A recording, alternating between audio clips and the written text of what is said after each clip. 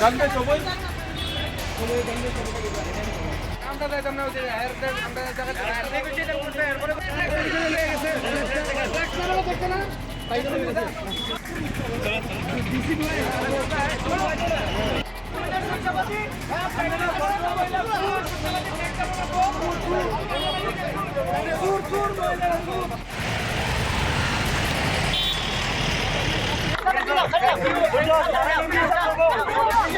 ঘটনাটা রইল, আমরা তো মনোবাদার বলছি স্কুল থেকে আইছি, আর যথারীতি আমরা সায়েন্স সিটিতে গেছি আমাদের ছাত্রসহ। আমরা সুন্দরভাবে আমাদের যে ভ্রমণ চলছে, তখন সায়েন্স সিটির সামনে গাড়ির প্রচণ্ড ভিড়। আমরা যখন নামি তখন আমাদেরকে নামানোর সমস্যা হয়েছিল। ড্রাইভার বলেছে আমাদেরকে গাড়িটাকে সামনে রাখবে, কারণ আমরা তো যথারীতি সায়েন্স সিটিতে চলে গেছি। তখন আমরা স্টুডেন্টকে সবাই আসছে, আমি সবচেয়ে পিছনে ছিলাম। তখন আমি লাস্ট ম্যান আমি ছিলাম। আমি যখন আসলাম দেখি আমার দেখলাম একটা জল আসছে, চিড়ে আসছে। তখন আমি ব্যাপারটা বুঝতে পারি না। তখন যেই আমি সামনে আসলাম, আমাকে পুরো শরীরে এই মহিলা মানে আমার এটি কথা, আমি আমার মানব জীবনে এরকম মহিলা আমি কোনোদিন দেখছি না। আমি আপনাদের মাধ্যমে অনুরোধ করতে চাই মহিলার কাছে, একজন নারী হিসাবে আপনার এই ব্যবহারটা ঠিক হয়েছে না। নারীর মতো ব্যবহার করেন, কারণ আপনি নারী জাতির কলঙ্ক। আমার এই কথা, আমাদের ফ্ল্যাগ ছিঁড়ে নিয়েছে এবং কন্টিনিউ মিথ্যা কথা বলেছে। আমরা এখন ঝগড়া করতে আসি না। আমিও একটু পিছনে ছিলাম, আমি আসার দেখলাম একটু দূর থেকে দেখলাম যে জল স্প্রে করছে।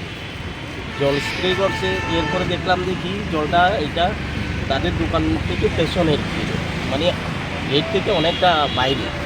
যখন আমাদের স্টুডেন্ট আসছিলো এটা আর একটু সামনে নিয়ে আসলো স্পেসটা, কারণ উঠতে হবে। তখন জল স্প্রে করছে, স্টুডেন্টগুলি উঠছে, জল এরকম স্প্রে ধরে রাখলো, আর এটা ভিজে স্টুডেন্টগুলি উঠছে, সিটগুলিও সবগুলি কিন্তু ভিজে গেছে। ছাত্রছাত্রীদের উপর জল মারছে। হ্যাঁ, ছাত্রছাত্রীদের উপর জল দিচ্ছে। হ্যাঁ, ছাত্রছাত্রী সবাই ভিজে গেছে।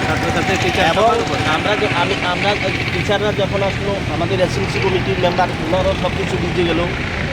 ভিজে দেওয়ার পরে উনি আবার আমরা যখন সবাই বলছিলাম, উনি কিছু স্ল্যাং ল্যাঙ্গুয়েজ ইউজ করছে আর শুধু জল স্প্রে করছে। হ্যাঁ, এরপর আমি কিছুক্ষণ দাঁড়িয়ে দেখার পর সে আমার দিকে এরকমভাবে জল স্প্রে করে আমার এদিকে ভিজে গেল। এরপর আমি ওনাকে জিজ্ঞাসা করলাম যে আপনার কি চোখে মানুষ লাগছে না?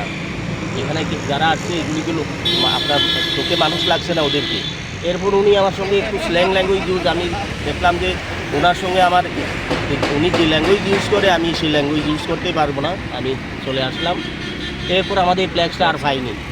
ফ্ল্যাগসটা বারবার আমরা বলছি যে ফ্ল্যাগসটা ফিরিয়ে দিন না। এরপর আমরা স্যার রুসুম স্যার যখন গেল, আমি জানানোর পর উনি ঢুকার পর ধানের গ্যারেজে ঢুকার পর পেছনের দিক ঘরের গ্যারেজের পেছনের থেকে আমাদের এই ফ্ল্যাগসটা নিয়ে আসলো। স্কুলের ছাত্রদের তরফ থেকে স্কুলের যে হেডমাস্টার উনি একটা অ্যাপ্লিকেশন জমা দিয়েছে, সেটা আমরা আইনগত ব্যবস্থা নেব। মহিলার বিরুদ্ধে কোনো ধরনের ব্যবস্থা নিয়েছেন আপনারা এখন? না, আছে, মেয়েটিকে আমরা ডিটেন করে রেখেছি। এখন দেখব কমপ্লেন অনুসারে এবং তার যে কর্ম করেছে তার যে দ্বারাই নেওয়া যায়।